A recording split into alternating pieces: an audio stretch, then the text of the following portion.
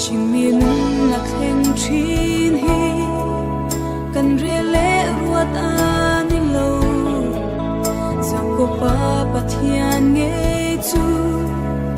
romin re sak tu ani kan pui thiam Krista zara amma chu kan pa ani mangai tot lova mangai tu chu chi bai ka bu ka che ima a kan lu bu ne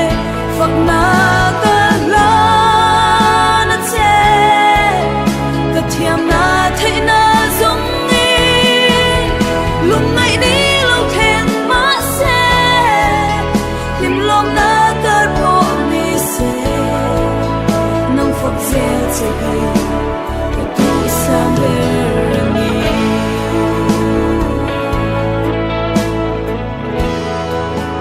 nang phak na lo che i chi bai buk lo che ila he tharau re thei ta khia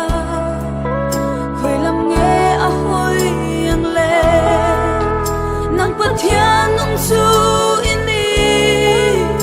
eng kim chung a ro re tu in ne lo va ya tha a mo lo chi bai ka bu ka che i ma a kan lu bu ne phak na ka la na che ka thiam na thai na zong ni lung ngai ni lo khen ma se lim lom na ka ro ni se nang phok se che hi ka tu sa ber ni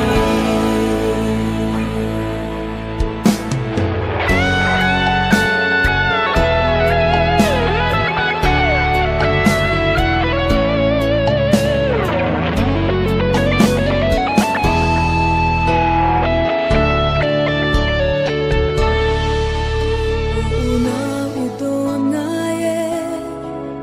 chim mi kan lo pian chan hi asiam tu chi bai bu ka aro pui na tar langan ama ta na in la na an ne na in pum pe ki arom chu bo tu kan lo ni chi bai ka bu ka che in ma a kan lu bu ne phak na ka la na che ka thiam na thai na zong ni lung ngai ni lo khen ma se lim lom na ka ro ni se nang phak che che hi ka tu sa ber ni nang phak che che hi ka tu sa ber ni